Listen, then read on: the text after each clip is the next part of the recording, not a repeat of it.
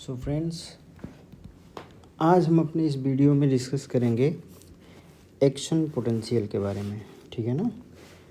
तो action potential basically क्यों ज़रूरी है, इनका क्या इम्पोर्टेंस है, कैसे एक्शन पोटेंशियल जनरेट होता है, कैसे वो कंडक्ट होता है, इन सारी चीज़ों के बारे में हम बारी बारी से क्या करेंगे, डिस्कस करेंगे। ठीक है ना। तो बोल रहे हैं कि what is action potential. Action potential is that electrochemical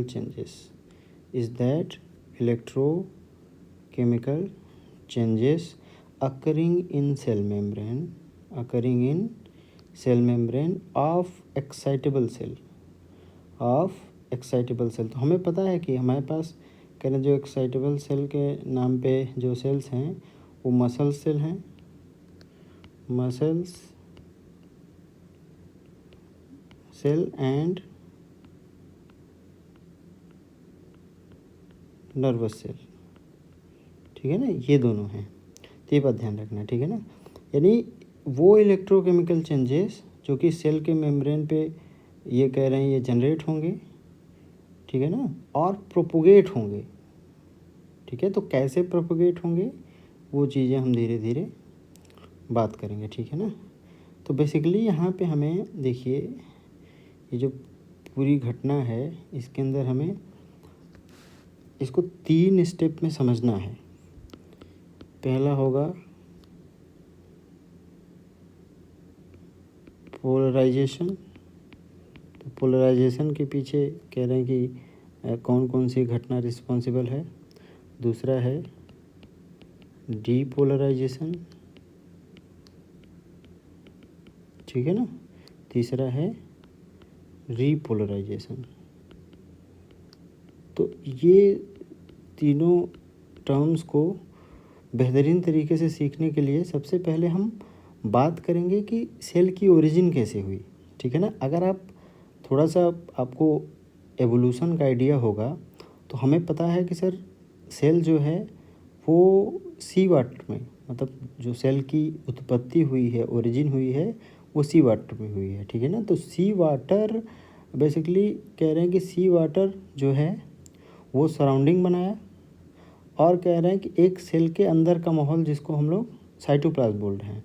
तो यहाँ पे हम देखिए ICF इंट्रा सेलुलर फ्लूइड बोल रहे हैं साइटोप्लाज्मिक कंपोनेंट को, और जिसे हम लोग टिश्यू फ्लूइड, ठीक है, बोलते हैं। टिश्यू फ्लूइड या इसी को हम लोग क्या नाम देते हैं, एक्स्ट्रा सेलुलर फ्लूइड, मतलब सेल के बाहर का इन्वायरमेंट। तो हमें ये बात पता है कि सर सेल के बाहर जो है वो सी वाटर है। तो सी वाटर के अंदर सोडियम और क्लोराइड आयन का कंसंट्रेशन ज़्यादा इन जनरली होता है। ठीक है ना। तो ये बात जब कह रहे हैं कि जब ऑर्गेनिजम्स का डेवलपमेंट हुआ तो हमारे आपके बॉडी में भी सोडियम और क्लोराइड आयन का कंसंट्रेशन एक्स्ट्रा सेलुलर फ्लूइड में ज़्यादा होता है as compare to intra cellular fluid. ध्यान रखना है, बहुत इंपॉर्टेंट लाइनें हैं। ठीक है ना। और पोटेशियम आयन का जो कंसंट्रेशन है, पोटेशियम आयन का कंसंट्रेशन जो है वो ICF के अंदर ज़्यादा होता है एज़ कम्पेयर टू ECF। तो पहले ये दोनों बातें ध्यान में रखना। ठीक है ना। तो जब कह रहे हैं, जब एक तो कह रहे हैं कि हम पढ़ते हैं प्रोसेस, मतलब जैसे कि जो आयंस का एक्सचेंज होता है, ठीक है, उसके अंदर हम पढ़ते हैं सिंपल डिफ्यूज़न। ठीक है ना। तो सिंपल डिफ्यूज़न में बेसिकली क्या है कि अगर कह रहे चार्ज पार्टिकल नहीं है, कोई ऐसा पार्टिकल जिसके ऊपर चार्ज नहीं है, या कह रहे कि जो डायरेक्ट कह रहे हैं कि लिपिड में सॉल्युबल मेम्ब्रेन थे, वो तो आराम से कह रहे हैं कि मेम्ब्रेन से आर पार हो जाते थे, लिपिड सॉल्युबल, या कह रहे हैं अनचार्ज पार्टिकल, वो मेम्ब्रेन के आर पार आराम से लिपिड के थ्रू चले जाते थे। लेकिन उन मटेरियल के बारे में क्या सोचेंगे, वो मटेरियल जो कि लिपिड में सॉल्युबल नहीं थे, जो कि वाटर सॉल्युबल थे, और वाटर सॉल्युबल थे यानी उनके ऊपर कुछ न कुछ चार्ज ज़रूर होगा। तो चार्ज पार्टिकल को बेसिकली कह रहे हैं कि मूवमेंट देने के लिए, ठीक है ना, उनको एक जगह से दूसरी जगह भेजने के लिए नेचर ने इंटीग्रल प्रोटीन बनाया। क्या बनाया? इंटीग्रल प्रोटीन या उसी इंटीग्रल प्रोटीन को बोलते हैं ट्रांसमेम्ब्रेन प्रोटीन। ये बात आपको पता होना चाहिए।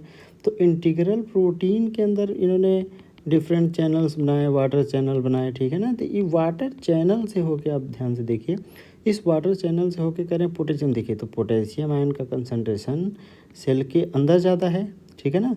तो वो पोटेशियम सेल के अंदर से कह रहे हैं कि बाहर निकल सकता है, आराम से निकल सकता है, ठीक है ना, कोई दिक्कत नहीं है।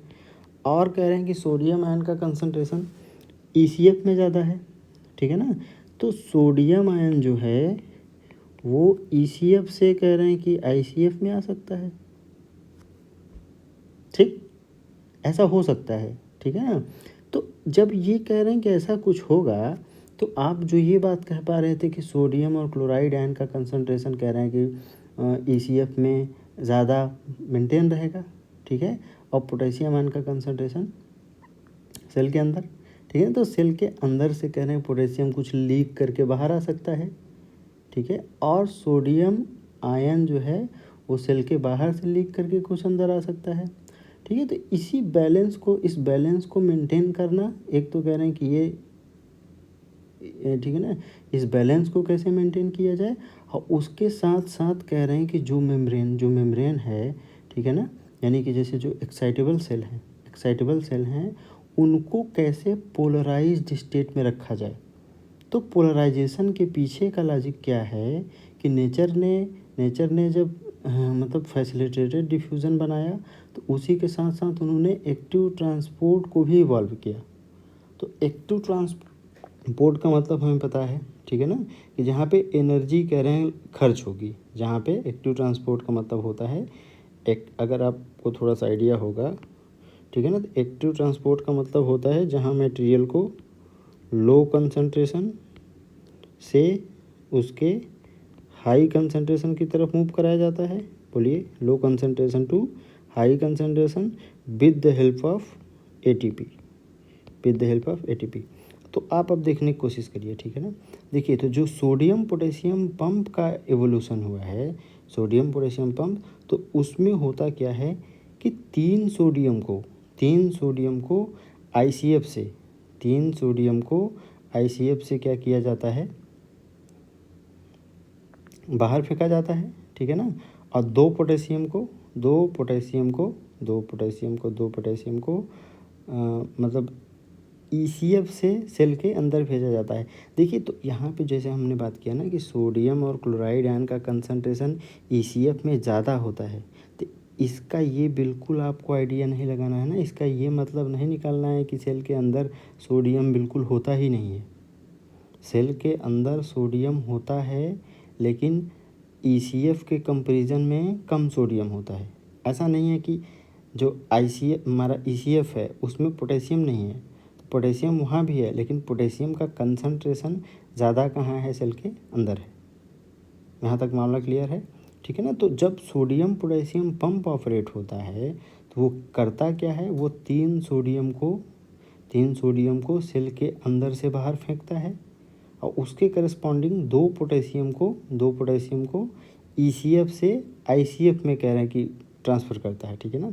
तो अगर आप देखने की कोशिश करिए, सोडियम कहाँ से कहाँ मूव कर रहा है, सोडियम कहाँ से कहाँ मूव कर रहा है, सोडियम अपने लोअर कंसंट्रेशन, देखिए सोडियम के ऊपर फोकस करना ना, तो सोडियम अपने लो कंसंट्रेशन से हाई, तो ICF में तो हमने पहले ही बोला है ना कि सोडियम का कंसंट्रेशन क्या होता है, लो होता है। और तो सोडियम कहाँ से कहाँ मूव कर रहा है, from their lower concentration to their higher concentration. और पोटेशियम को देखिए, पोटेशियम को बोल रहे थे कि ICF में ऑलरेडी पोटेशियम का कंसंट्रेशन ज़्यादा है, पोटेशियम जा कहाँ रहा है, ICF में ही जा रहा है। मतलब पोटेशियम भी कहाँ से कहाँ मूव कर रहा है, पोटेशियम भी अपने लो कंसंट्रेशन से हाई कंसंट्रेशन की तरफ मूव कर रहा है, ठीक है ना। तो ये कह रहे हैं ये लो टू हाई और ये लो टू हाई, तो दोनों अपने लो कंसंट्रेशन से हाई कंसंट्रेशन की तरफ मूव कर रहे हैं। तो इस मूवमेंट में बेसिकली क्या लगा, ATP खर्च हुआ, ठीक है ना। इस मूवमेंट में क्या लगा, ATP लगा, ठीक है ना। तो ये पंप है, इसका नाम है सोडियम पोटेशियम ATPase। इसका नाम क्या है, सोडियम पोटेशियम ATPase। तो इतना सब कुछ देखने के बाद अब आप थोड़ा सा इसको अगर ठीक है ना, कायदे से ऑब्ज़र्व करने की कोशिश करेंगे तो ये जितनी बार ये पंप ऑपरेट होगा, जितनी बार ये पंप ऑपरेट होगा, तो आप खाली पॉजिटिव के सेंस में सोचने की कोशिश करिए ना कि 2 यूनिट का पॉजिटिव चार्ज अंदर गया और उसके करस्पॉन्डिंग 3 यूनिट का पॉजिटिव चार्ज बाहर आया। ठीक है ना, 2 यूनिट का पॉजिटिव चार्ज अंदर गया, 3, तो हो क्या रहा है एक्चुअल में, 1 यूनिट पॉजिटिव चार्ज की कमी कह रहे हैं कि सेल के अंदर होती जा रही है। देखिए ध्यान से ना, 2 यूनिट पॉजिटिव चार्ज एंटर किया, 3 यूनिट पॉजिटिव चार्ज बाहर हुआ। ठीक है ना, तो 2 अंदर जाता और 2 ही अगर बाहर आता तब तो कुछ नहीं होता, लेकिन 2 कह रहे हैं 2 पॉजिटिव चार्ज अंदर जा रहा है, उसके करस्पॉन्डिंग 3 पॉजिटिव चार्ज कहाँ निकल के आ रहा है, बाहर निकल के आ रहा है। ठीक है ना, तो मतलब क्या हुआ कि 1 यूनिट एक्स्ट्रा पॉजिटिव चार्ज बाहर फेंका जा रहा है।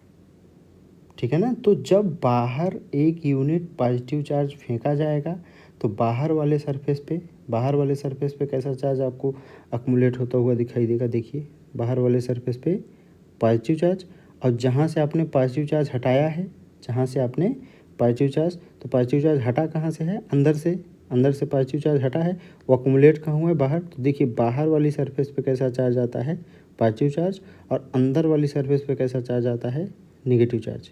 ठीक है ना, तो ये जो पॉजिटिव निगेटिव का कंसेप्ट है, इसी को बोलते हैं कि मेम्ब्रेन जब कोई भी कह रहे हैं कोई भी सिग्नल, ठीक है ना, उसके ऊपर नहीं होता है, यानी किसी भी सिग्नल को जब वो ट्रांसपोर्ट नहीं कर रही होती मेम्ब्रेन, ठीक है, तो मेम्ब्रेन का जो आउटर सरफेस होता है, उसके ऊपर कैसा चार्ज होगा, पॉजिटिव चार्ज होगा। मेम्ब्रेन का जो इनर सरफेस होता है उसके ऊपर कैसा चार्ज होगा,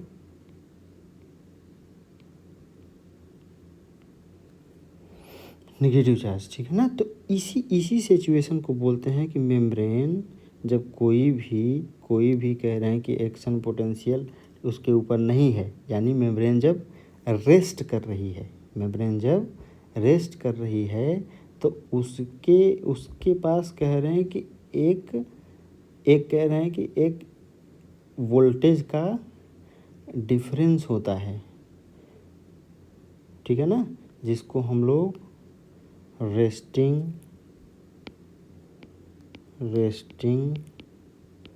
मेम्ब्रेन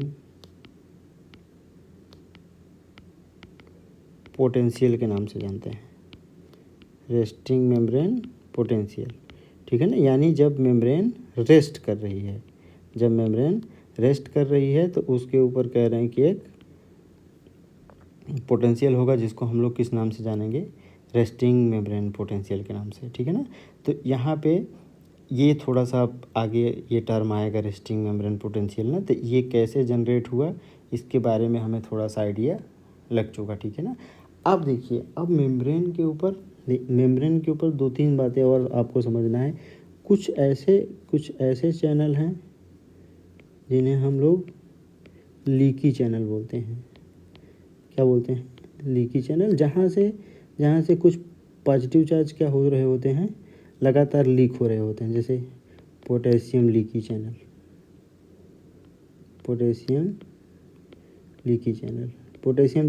सोडियम लीकी चैनल, इस तरीके के, मतलब ये जो लीकी चैनल हैं ये हमेशा कह रहे हैं ओपन होते हैं। ठीक है ना, अब दूसरे चैनल होते हैं जिनको हम लोग वोल्टेज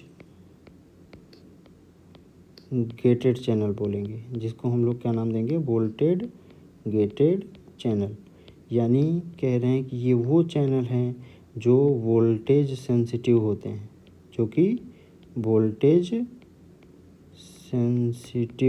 हैं, इसमें हमें ध्यान में रखना है 2 तरीके के वोल्टेज सेंसिटिव चैनल होते हैं। एक को सोडियम वोल्टेज गेटेड चैनल बोलते हैं और दूसरे को पोटेशियम वोल्टेज गेटेड चैनल बोलते हैं। ठीक है ना, ये sodium voltage gated channel and potassium voltage gated channel, यानी ये वो चैनल हैं जो कि कैसे होते हैं, वोल्टेज सेंसिटिव होते हैं। ठीक है ना, जो कि कैसे होते हैं, वोल्टेज सेंसिटिव होते हैं। एक और आपको चैनल के बारे में यहाँ पे नाम आएगा, जिसको हम लोग बोलते हैं, जिसको हम बोलेंगे या पढ़ेंगे, इसको बोलते हैं मैकेनिकली ऑपरेटेड सोडियम चैनल। क्या नाम दिया जाएगा, मैकेनिकली ऑपरेटेड सोडियम चैनल। यानी वे सोडियम चैनल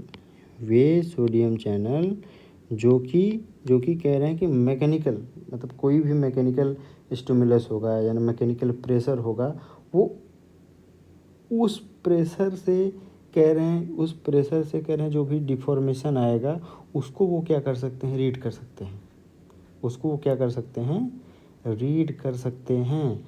तो आपको यहाँ तक हमने बता दिया कितने डिफरेंट टाइप के चैनल होंगे। तो कुछ लीकी चैनल होंगे, लीकी चैनल जो हैं वो हमेशा क्या होंगे, वो ऑलवेज ओपन होंगे, ध्यान रखना है, ठीक है ना। Leaky channel will always open, ठीक। मैकेनिकल या मैकेनिकली ऑपरेटेड चैनल, वे चैनल जो कि मैकेनिकल स्टिमुलस को परसीव कर सकते हैं। मैकेनिकली ऑपरेटेड चैनल कौन होंगे, जो कि मैकेनिकल स्टिमुलस को परसीव कर सकते हैं। और वोल्टेज गेटेड चैनल क्या होंगे, तो वोल्टेज गेटेड चैनल वे चैनल होंगे जो कि वोल्टेज सेंसिटिव होंगे, ठीक है ना, जो कि क्या होंगे, वोल्टेज सेंसिटिव होंगे, ठीक है ना। यहाँ तक कह रहे हैं कि आपको क्लियर होना चाहिए। और एक बात और क्लियर होना चाहिए, जो मेम्ब्रेन है, ठीक है ना, मेम्ब्रेन जो है वो कह रहा है कि जब कोई भी एक्शन पोटेंशियल को वो परसीव नहीं कर रही है, यानी कोई भी जब इंफॉर्मेशन उसके अंदर से ट्रेवल नहीं कर रहा है, उस कंडीशन में कह रहे हैं कि मेम्ब्रेन किस स्टेज में होती है, पोलराइज्ड स्टेट में होती है, ठीक है ना। तो मेम्ब्रेन, अब जरूरी यहाँ से सवाल क्या पूछा जाएगा आपसे कि मेम्ब्रेन को पोलराइज्ड स्टेट में बनाए रखने का काम किसका है, मेम्ब्रेन को पोलराइज्ड स्टेट में बनाए रखने का काम किसका है। तो आपको क्या जवाब देना है, सोडियम पोटेशियम पंप का। किसका काम है, सोडियम पोटेशियम पंप का, ठीक है ना, किसका काम है, सोडियम पोटेशियम पंप का। अब थोड़ा सा इसको हम देखिए, अब हम बनाने की कोशिश कर रहे हैं कि ये जो हमारे पास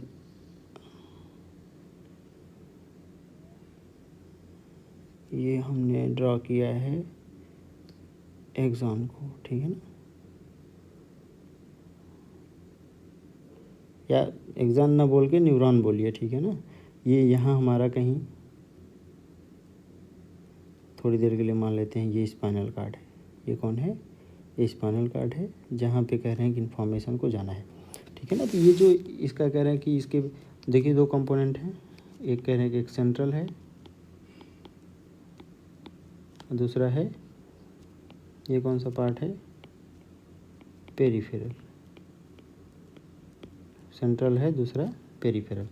तो अब यहाँ पे देखिए, यहाँ पे जैसे ये देखिए, जैसे कि हमने क्या बताया स्टार्टिंग में, ये रहे हमारे सोडियम पोटेशियम पंप। तो सोडियम पोटेशियम पंप ने काम किया होगा, तो सोडियम पोटेशियम पंप के काम करने के बाद क्या स्थिति बनी होगी, ध्यान से देखिए। सोडियम पोटेशियम पंप काम किया होगा, तो आउटर सरफेस देखिए, आउटर सरफेस पॉजिटिवली चार्ज और इनर सरफेस नेगेटिवली चार्ज, ठीक है ना, आउटर सरफेस पॉजिटिवली चार्ज और इनर सरफेस निगेटिवली चार्ज। तो यहाँ पे ठीक है ना, यहाँ तक मामला क्लियर है, ठीक है। अब क्या है कि अब आगे क्या होगा कि मान लीजिए कोई स्टिमुलस कह रहे हैं कि दिया जाता है, स्टिमुलस दिया जाता है, ठीक है ना। तो स्टिमुलस दिया जाएगा, तो वहाँ पे कह रहे हैं कौन अपने अस्तित्व में आएगा, जिसको हमने नाम दिया मैकेनिकली ऑपरेटेड सोडियम चैनल। तो ये जो मैकेनिकली ऑपरेटेड सोडियम चैनल हैं, ठीक है ना, ये कह रहे हैं ये मैकेनिकल स्टिमुलस को परसीव करेंगे। और हमें पता है कि ईसीएफ में कह रहे हैं ढेर सारा सोडियम है, तो यहाँ से कह रहे हैं कि सोडियम अंदर जाएगा, सोडियम अंदर जाएगा, ठीक है ना। अब ये जो सोडियम है इसके बारे में थोड़ा सा, ठीक है ना, ये मतलब मैकेनिकल स्टिमुलस देखिए जा रहा है। अब ये हम डायग्राम थोड़ा सा यहाँ शिफ्ट हो रहे हैं, ये ठीक है ना, मतलब क्या है ना, देखिए अब ये कंप्लीट डायग्राम है, इसको हम सीखने की कोशिश करेंगे, ठीक है ना। यहाँ पे देखिए ये हमने लिख रखा है रेस्टिंग मेम्ब्रेन पोटेंशियल, यानी मेम्ब्रेन का रेस्टिंग पोटेंशियल। ये निगेटिव साइन क्या है, निगेटिव साइन देखिए ना, निगेटिव कह रहे हैं -70 मिली वोल्ट का रेस्टिंग मेम्ब्रेन पोटेंशियल है। तो हमने अभी आपको बताया ना कि मेम्ब्रेन की अगर आप बात करें तो मेम्ब्रेन के आउटर सरफेस पे ये पॉजिटिव चार्ज है, इनर सरफेस पे नेगेटिव चार्ज है। इसी चार्ज को, ये जो चार्ज की वैल्यू है, इसको बोल रहे हैं कि इसकी वैल्यू -70 मिली वोल्ट है, यानी ये अंदर वाले को कह रहे हैं कि इन्होंने, ठीक है ना, अंदर वाले को बात किया है। ये ऐसे बोल सकते हैं कि जो इनर सरफेस है वो कह रहे हैं कि वो निगेटिव है, इनर सरफेस जो है वो निगेटिव है as compare to outer surface. तो कितना निगेटिव है उसको बोल रहे हैं कि -70 मिली वोल्ट का, ठीक है ना, यहाँ पे आपको डिफरेंस देखने को मिलेगा, ठीक है। तो ये जो -70 मिली वोल्ट है, ठीक है, उसको हमने क्या नाम दिया है, रेस्टिंग मेम्ब्रेन पोटेंशियल। अब देखिए रेस्टिंग मेम्ब्रेन पोटेंशियल के बाद एक दूसरा पोटेंशियल यहाँ पे हमने लिख रखा है, जिसको हम क्या नाम दे रहे हैं, थ्रेशोल्ड पोटेंशियल। थ्रेशोल्ड पोटेंशियल कह रहे हैं वो पोटेंशियल है मेम्ब्रेन का, ठीक है ना, थ्रेशोल्ड पोटेंशियल वो पोटेंशियल है मेम्ब्रेन का जिसके नीचे कह रहे हैं कि जिसके नीचे डीपोलराइजेशन शुरू नहीं होगा, जिसके नीचे, या ऐसे बोलें जिसके नीचे जो वोल्टेज गेटेड चैनल हैं वो काम करना शुरू नहीं कर सकते, ठीक है ना। तो हमारे पास कह रहे हैं जो स्टिमुलस है, जो मैकेनिकल स्टिमुलस है, वो ऐसा हो सकता है, देखिए ना, कि हमें कह रहे हैं कि हमने -70 से, आप ध्यान दीजिए ना, -70 से हमें -60 पे पहुंचना है, -70 से हमें -60 पे पहुंचना है। तो अगर ये जो स्टिमुलस है हमारा, ये कह रहे हैं -70 से, ठीक है ना, -70 से यहाँ कहीं बीच में ध्यान दीजिए, यहाँ बीच में कहीं -65 भी होगा, ठीक है ना। तो अगर ये कह रहे हैं कि अगर ये जो स्टिमुलस है वो इतना ही सोडियम को बाहर से अंदर कर पाता है कि ये वैल्यू सिर्फ कहाँ पहुँच पाती है, -65 पे। और मेम्ब्रेन का जो थ्रेशोल्ड पोटेंशियल है वो कितना है, -60 मिली वोल्ट, मतलब -60 मिली वोल्ट तो कम से कम वैल्यू है, ठीक है ना। -60 मिली वोल्ट जो है वो कम से कम वैल्यू है, जिसके बाद कह रहे हैं कि वोल्टेज गेटेड चैनल ऑपरेट होना शुरू होंगे, ध्यान रखना है, ठीक है ना। तो मतलब थ्रेशोल्ड से नीचे तो काम नहीं चलेगा।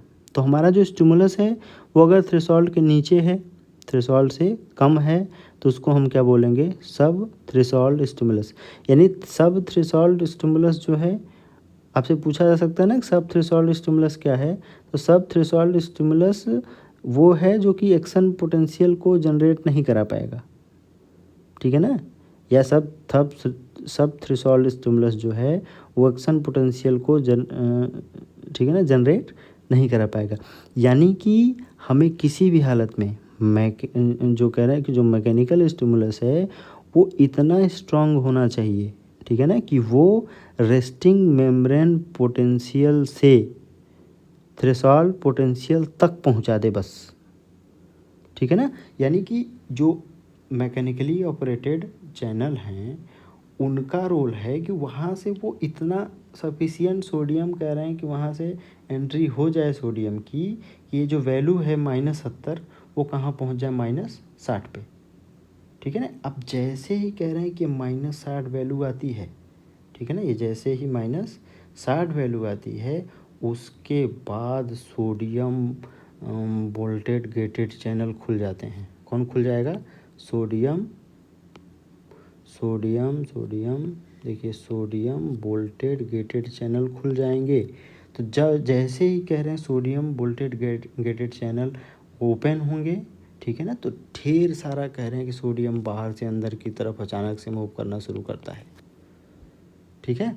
तो अब देखिए जब कह रहे हैं बाहर से सोडियम अंदर की तरफ जाएगा, ठीक है, बाहर से सोडियम अंदर की तरफ जाएगा, तो जो इनर सरफेस है, इनर सरफेस पे कह रहे हैं कि पॉजिटिव चार्ज कह रहे हैं अब लगातार बढ़ना शुरू होगा, तो ये जो निगेटिव है, ठीक है, अंदर की तरफ पॉजिटिव चार्ज बढ़ेगा, ठीक है ना, तो निगेटिव चार्ज क्या होगा, घटेगा।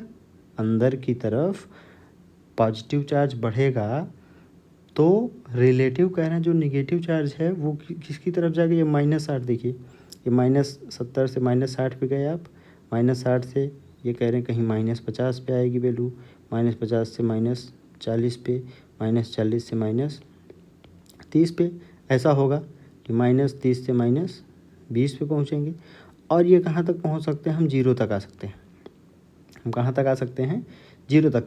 यानी कह रहे हैं कि ये जो मोर निगेटिव टू लेस निगेटिव हम क्यों चल पा रहे हैं, मोर निगेटिव टू लेस निगेटिव की तरफ हम इसीलिए मूव कर पा रहे हैं क्योंकि सोडियम ढेर सारा सोडियम कह रहे हैं कि अंदर की तरफ, सेल के अंदर की तरफ एंटर करता है, ठीक है ना।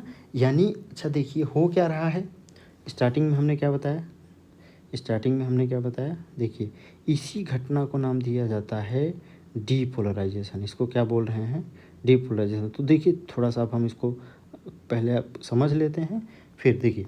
तो पोलराइज स्टेट में क्या था, अब ध्यान दीजिए, पोलराइज स्टेट में मेम्ब्रेन की सिचुएशन ये थी, बोलिए, ये कह रहे हैं ये कौन सी सिचुएशन है, ये पोलराइज्ड स्टेट है। डीपोलराइजेशन को डीपोलराइजेशन क्यों बोलते हैं, क्योंकि जब देखिए, जब कह रहे हैं कि जब बाहर से, ये कह रहे हैं कि ऐसा माहौल था पहले, ठीक है ना, ऐसा माहौल था, तो बाहर से जब सोडियम, ढेर सारा सोडियम कह रहे हैं अंदर की तरफ मूव करेगा, ठीक है ना, तो जो इनर सरफेस है, इनर सरफेस के ऊपर कैसा चार्ज आएगा, तो ये जो सिचुएशन है ये बदल जाएगी, ये बदलेगी, कैसे बदलेगी, देखिए इनर सरफेस पे कैसा चार्ज आएगा, पॉजिटिव चार्ज, बोलिए, इनर सरफेस पे पॉजिटिव। अब बाहर से सोडियम हट रहा है,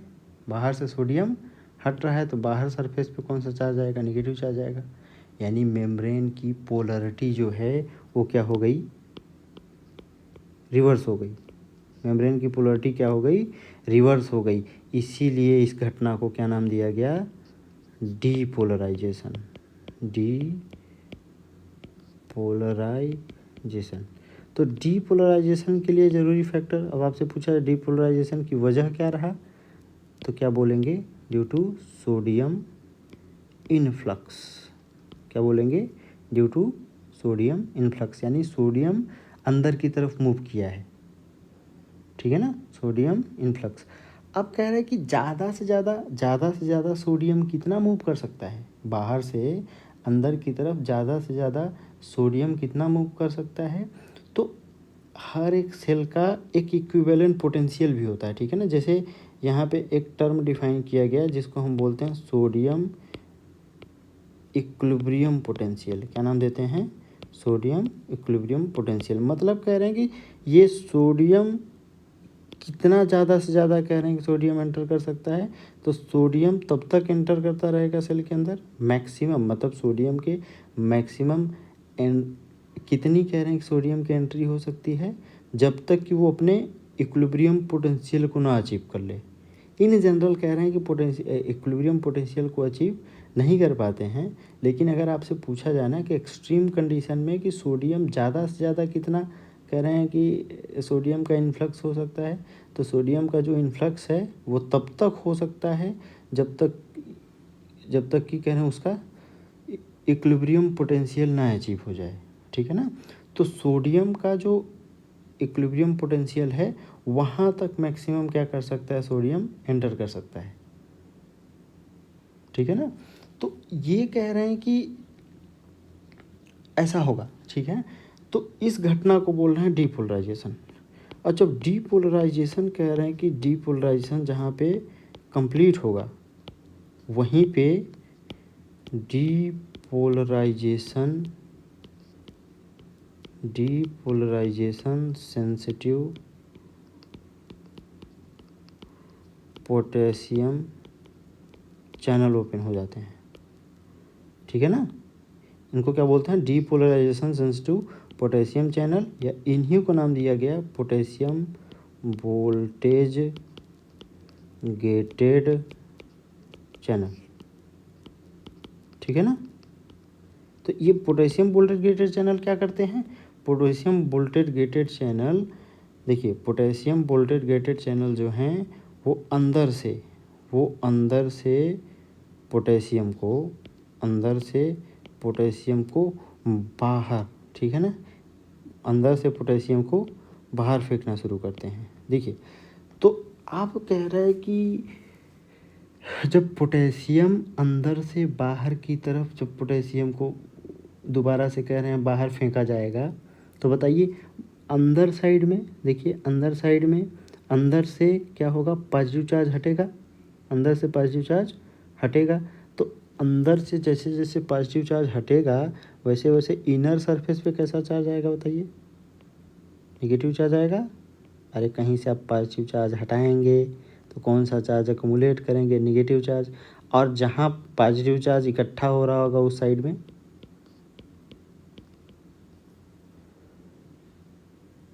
ठीक है, ये कैसा लग रहा है, ये ऐसा लग रहा है कि सर इसके स्टार्टिंग में सेल जब पोलराइज स्टेट में था तब तो सेल की यही हालत थी, ठीक है ना। जब सेल पोलराइज स्टेट में थी तब तो सेल की यही हालत थी। तो सोडियम जब एंटर किया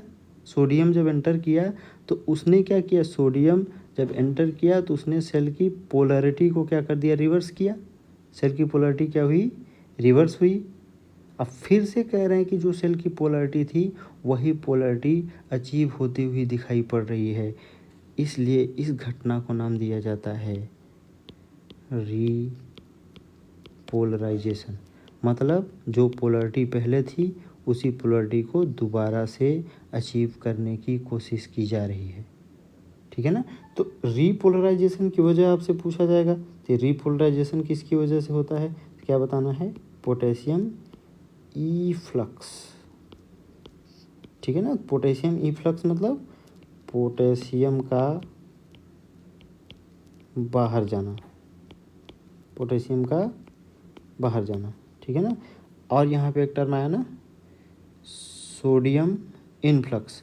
सोडियम इनफ्लक्स का क्या मतलब होगा, सोडियम का अंदर जाना, सोडियम का अंदर जाना। इस घटना को क्या नाम दिया जा रहा है, रीपोलराइजेशन, ठीक है ना। तो अब फिर से कह रहे हैं कि हम अपने ओरिजिनल डायग्राम पे आ रहे हैं। देखिए ओरिजिनल डायग्राम पे क्या दिखाई दे रहा है आपको, देखिए यहाँ पे हमने क्या बताया, देखिए resting membrane potential -70 millivolt है, ठीक है ना। वहाँ से हमें कहाँ पहुँचना है, थ्रेशोल्ड पोटेंशियल पे। तो रेस्टिंग मेम्ब्रेन पोटेंशियल से थ्रेशोल्ड पोटेंशियल पे पहुँचाने की जिम्मेदारी किसकी है, मैकेनिकली ऑपरेटेड, किसकी जिम्मेदारी है, मैकेनिकली ऑपरेटेड सोडियम चैनल की, ठीक है ना। फिर कह रहे हैं थ्रेशोल्ड पोटेंशियल से मैक्सिमम, कह रहे हैं कि मैक्सिमम जो सोडियम है वो कहाँ तक एंटर कर सकता है, तो सोडियम अपने इक्विलिब्रियम पोटेंशियल तक, सोडियम अपने इक्विलिब्रियम पोटेंशियल तक। तो सोडियम का जो इक्विलिब्रियम पोटेंशियल है उसको हमने मान रखा है कि ये वैल्यू जो है वो +65 मिली वोल्ट है। मतलब +65 मिली वोल्ट से ऊपर कह रहे हैं कि सोडियम इन्फ्लक्स नहीं हो सकता, ठीक है ना। तो जहाँ पे कह रहे हैं, जहाँ पे डीपोलराइजेशन जहाँ ख़त्म होगा, ठीक है, वहीं पे पोटेशियम वोल्टेज गेटेड चैनल कह रहे हैं खुल जाएंगे। जब पोटेशियम वोल्टेज गेटेड चैनल खुलेंगे तो सोडियम वोल्टेज गेटेड चैनल क्या हो जाते हैं, बंद हो जाते हैं, ध्यान रखना, ठीक है। पोटेशियम वोल्टेज गेटेड चैनल जब खुलेंगे तो अंदर से पोटेशियम, ढेर सारा पोटेशियम बाहर फेंका जाएगा, बाहर बाहर बाहर, ठीक है ना। तो पोटेशियम जब अंदर से बाहर फेंका जाएगा तो दोबारा से कह रहे हैं कि जो पहले स्टार्टिंग में कह रहे हैं जो पोलैरिटी रहती है वैसी ही पोलैरिटी आती हुई दिखाई देती है, इसलिए इस घटना को क्या नाम दिया गया, रीपोलराइजेशन। अब होता कभी कभी क्या है कि यहाँ पे आपको क्या दिखाई पड़ रहा है, ठीक है, रेस्टिंग मेम्ब्रेन पोटेंशियल तक तो मामला पहुँच गया, यहाँ तक तो क्लियर है। लेकिन कई बार क्या होता है कि ये जो पोटेशियम वोल्टेज गेटेड चैनल हैं वो सोडियम वोल्टेज गेटेड चैनल के कंपैरिजन में थोड़ा ज़्यादा टाइम तक कह रहे हैं कि ये खुले रह जाते हैं, जिसकी वजह से कह रहे हैं कि मेम्ब्रेन रेस्टिंग मेम्ब्रेन पोटेंशियल पे ना रह के वो रेस्टिंग मेम्ब्रेन पोटेंशियल से वो और निगेटिव में कह रहे हैं कि उसका पोटेंशियल चला जाता है, ठीक है ना। यानी रेस्टिंग मेम्ब्रेन पोटेंशियल से कितना और निगेटिव हुई मेम्ब्रेन, उसको बोला जाता है हाइपर पोलराइजेशन, ठीक है ना। उसको क्या बोला जाता है, हाइपर पोलराइजेशन। तो आपसे पूछा है हाइपर पोलराइजेशन की वजह क्या है, क्या बताएंगे, पोटेशियम इफ्लक्स, ठीक है ना। रीपोलराइजेशन की वजह क्या है, रीपोलराइजेशन की वजह क्या है, पोटेशियम इफ्लक्स। डीपोलराइजेशन की वजह क्या है, डीपोलराइजेशन की वजह क्या है, सोडियम इनफ्लक्स, सोडियम इनफ्लक्स,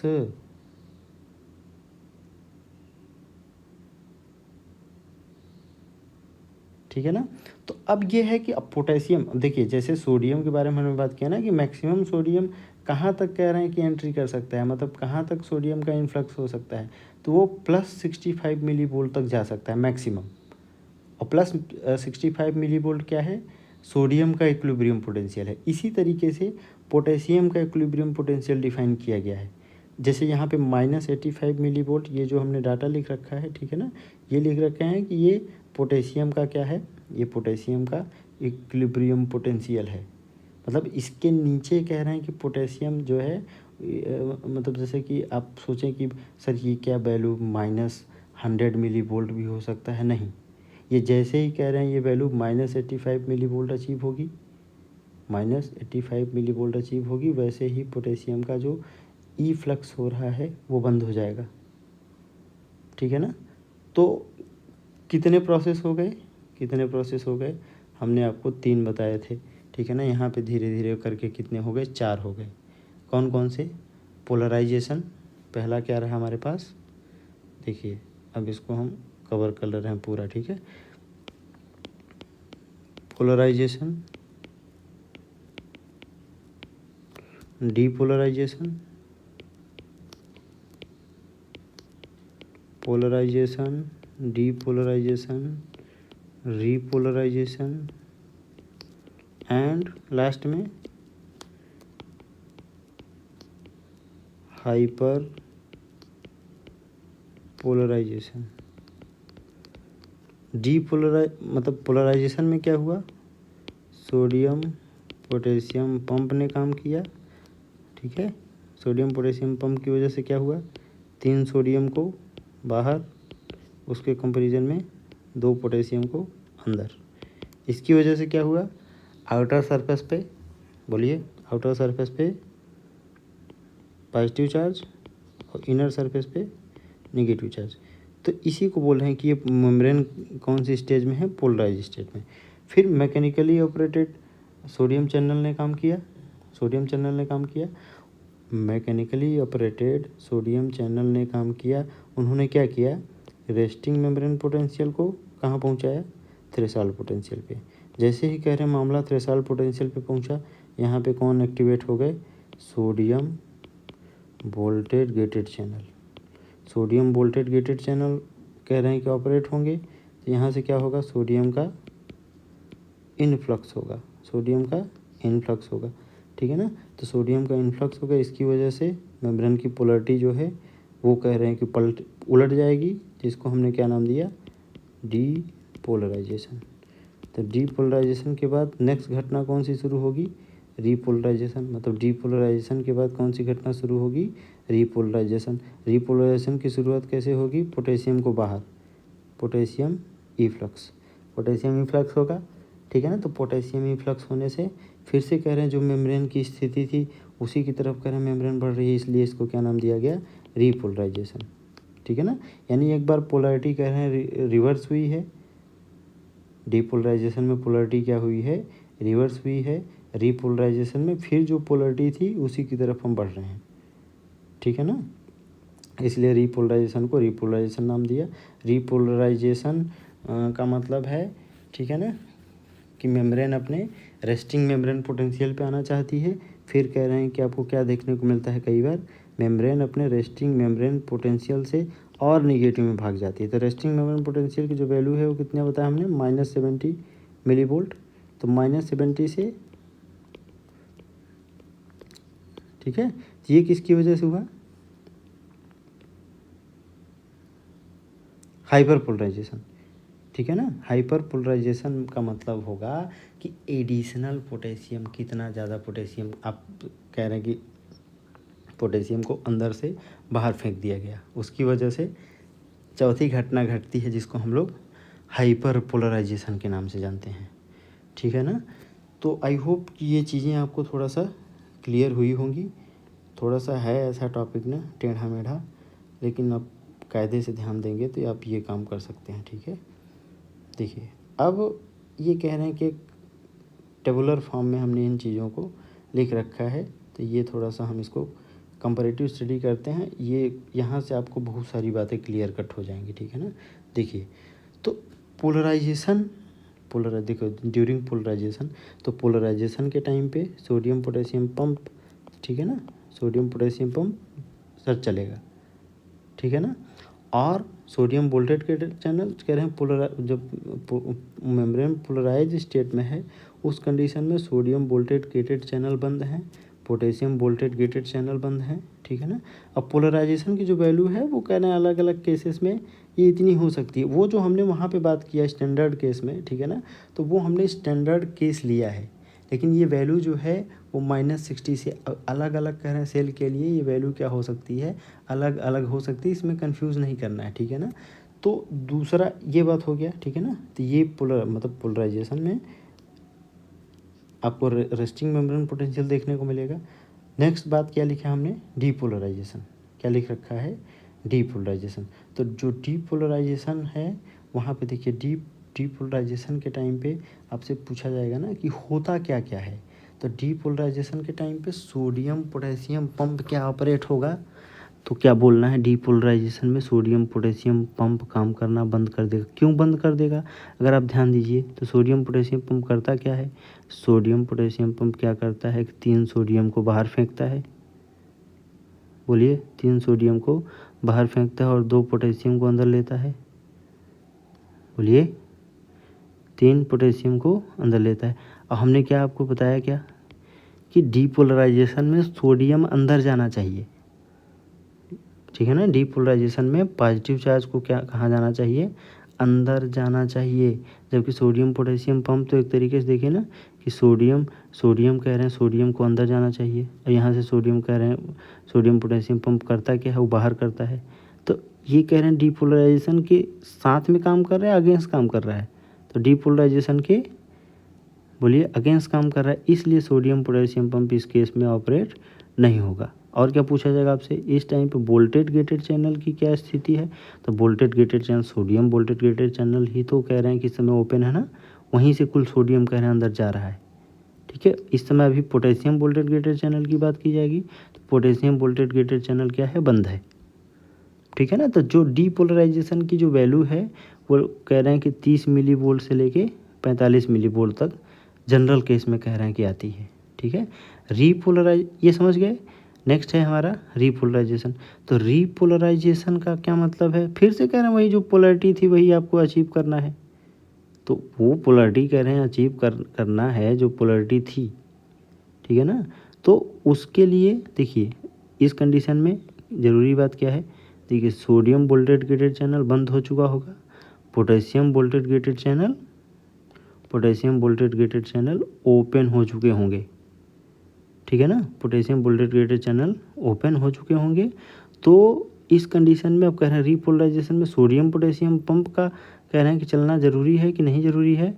तो हमें रीपोलराइजेशन में हम क्या कर रहे हैं ना, हमें अंदर क्या चाहिए, देखिए हमें अंदर क्या चाहिए, हमें निगेटिव चार्ज चाहिए, और बाहर क्या चाहिए, पॉजिटिव चार्ज चाहिए। तो सोडियम पोटेशियम पंप भी तो वही काम कर रहा है ना कि जितनी बार चलेगा 3 सोडियम को कह रहे हैं बाहर फेंकेगा तो 2 पोटेशियम को अंदर लेगा, तो 3 सोडियम को बाहर करेगा तो बाहर में पॉजिटिव चार्ज बढ़ा रहा है ना।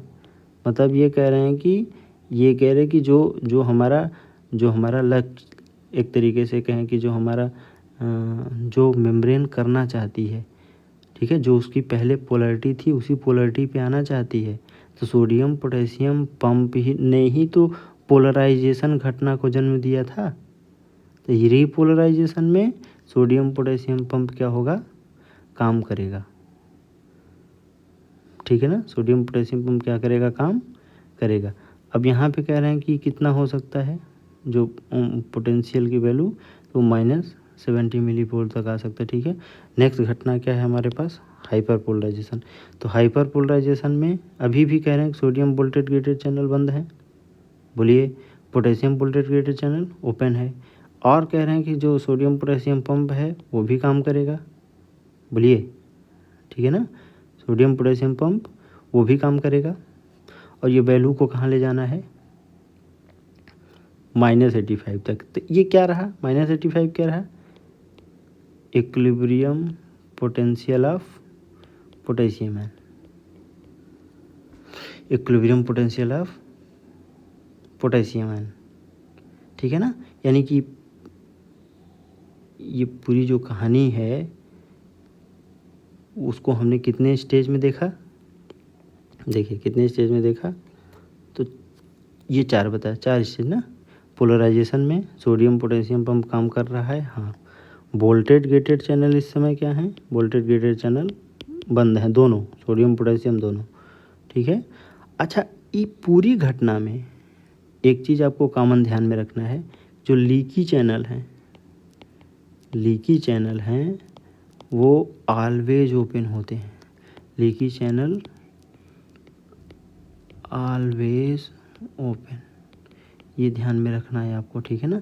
डीपोलराइजेशन में क्या हुआ, डीपोलराइजेशन में सोडियम पोटेशियम पंप की बात करें, सोडियम पोटेशियम पंप की क्या हालचाल रही, तो sodium potassium pump is not working, ठीक है। सोडियम वोल्टेज गेटेड चैनल, तो ये चला, ठीक है। पोटेशियम वोल्टेज गेटेड चैनल ये बंद है, ठीक है।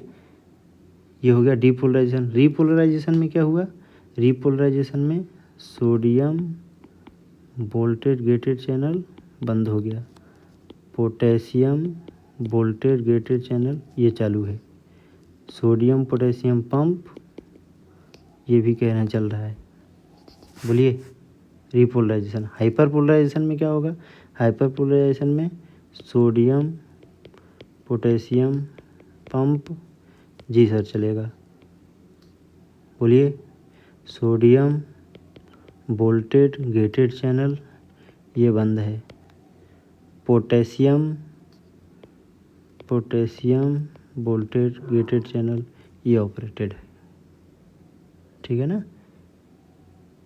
तो ये पूरी कहानी जो है वो पोलराइजेशन, डीपोलराइजेशन, रीपोलराइजेशन और हाइपर पोलराइजेशन में आपको समझना है। आई होप कि चीज़ें आपको क्लियर हुई होंगी, ठीक है। मिलते हैं नेक्स्ट वीडियो में। Thank you so much.